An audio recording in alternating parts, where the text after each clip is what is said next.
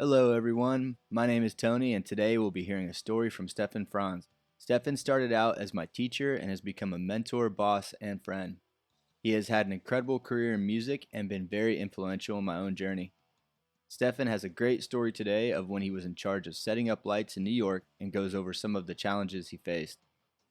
He describes how an accident turned out to be an incredible opportunity and a memorable experience. My name is Stefan Franz. I used to be a lighting designer back in New York City in the 1980s. Back then, in the club that I was working at, we had no lights that actually lived on the ceiling.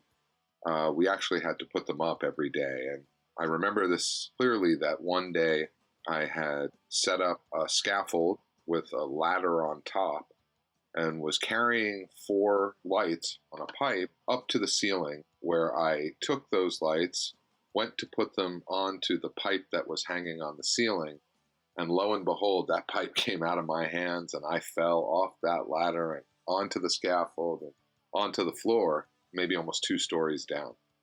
After dealing with this fall, Stefan goes on to speak about how this challenge he faced inadvertently created an incredible opportunity. That was, quite the fall, but I realized without having these lights up on the ceiling, that in fact I couldn't stage the show the way I wanted to. We had a pretty interesting band playing that night, and I just went about putting the lights in different places and weird angles behind where the band would be and into the audience's eyes. The guy who was the leader of the band, his name was Genesis P.R.H. He came in and he saw the lights. He loved them. He basically said, this is amazing. Asked me if I had any strobe lights and if I could take those strobes and put them in the audience's eyes. I said, sure, man, I got it. I got you. And I did those lights that night. Totally different than anything I've ever done in my life. And lo and behold, what do I have? This guy comes in, sees me doing these lights, and tells me this is the coolest thing he's ever seen. That guy turns out to be Perry Farrell, the lead singer in the band Jane's Addiction.